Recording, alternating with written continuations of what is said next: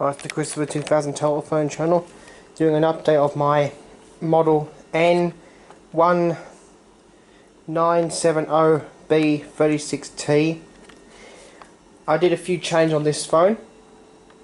One, I've added new old junction box. This is a GPO one, but it was damaged. It was a bit damaged, as you can see. So I bought this one to put on the Ericsson because it had original line cord attached, and all I had on there was those little R11 jacks on the end to open out. But one of these on with the little cord coming out of it. It's actually a homemade black cord, I think. No, it's a actual black one. And the second thing, I've got an Ericsson telephone limited dial label in it. That's not the genuine. That's one I actually recreated with Microsoft Paint. I recreated it one night when I was bored. I made it up on Microsoft Paint, and I was able to recreate it because they're really hard to get hold of the original dial labels for Ericsson. Secondly, I do still have the original case for this, but I put an Ericsson Telephone Limited case on it with the nice Ericsson Telephone Limited label. Show you the back of the phone. N1970B 36T. It's all original. So I picked up the case in an antique store locally here in Australia. Actually, they were selling spares. I saw this black 706 case. I thought it was a 706 case, and it had Ericsson Telephone Limited. So I thought I picked that up. But it just cost me a $5 for it. So I put it on here, and it matches the phone. I'll do it in two parts of this video. I'm going to put the two together in muscle and using my editor program so I can put them together. I'll put the phone in, show you it working, and then I'll take the phone apart and you'll see an unusual thing.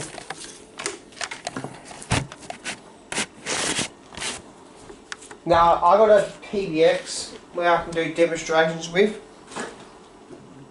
by dialing into a phone and dial to another one. Also dial on the exchange, and when I dial on the exchange I'm not sending DTMF dialing. It converts the pulses into DTMF. But when I'm dialing I'm not sending pulse on the exchange, sending them as DTMF as I demonstrate. There's the dial tone.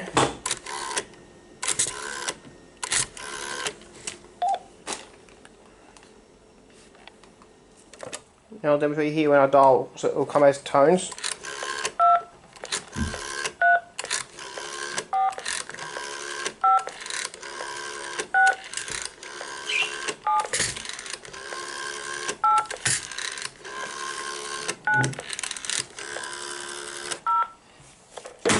Now when this hangs up, I'll do the ringing demonstration now.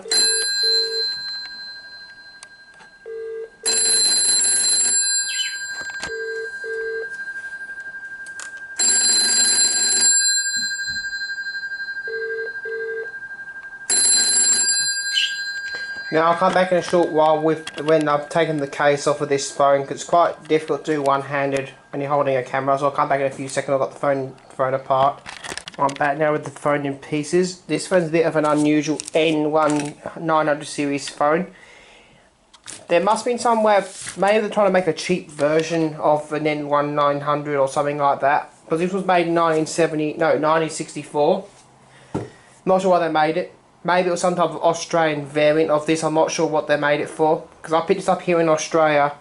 And what I'm aware of so far, I'm the only person in the world to have one of these type N1 something phones, or N1970Bs as they're called. So a weird circuit board. It's supposed to have a bell volume control on this telephone, but I've not seen it on this phone. I've looked around, there's no volume control on this telephone. If anyone's wondering where the resistor is on this phone, I've actually put the resistor in the junction box, not in the phone, because with these terminals there's no way to put a resistor in, so I just put it in the junction box across the green wire. Is it green or white? No, across the white wire, because white wire is my bell, and green is line 2 and red's line 1. There's the bell coils. They look brand new actually, to be honest. Now, I did change the dial pad as well. This is the one I got in the phone now, but this is the original one, what was on the N1970 when I got it, but it's got a crack there, so I'm not going to throw this away. No, I'm not throwing it away. I'm keeping this one. That one looks like the thing. If I ever sell this phone off, I would put the original case back on and put that original dial plate back on this phone if I'd ever sell it in the near future. I probably will in the near future. But it's a nice phone. It's got a metal cog dial 21. What works fine. There's the switch hooks there. Well, very unusual switch hooks. There's the bells there. Now, on normal N1 something phones, the bells are normally right up here, and the circuit board's down here, but the circuit board's behind the dial on this one. I'm not sure why it's built like this. It's very unusual.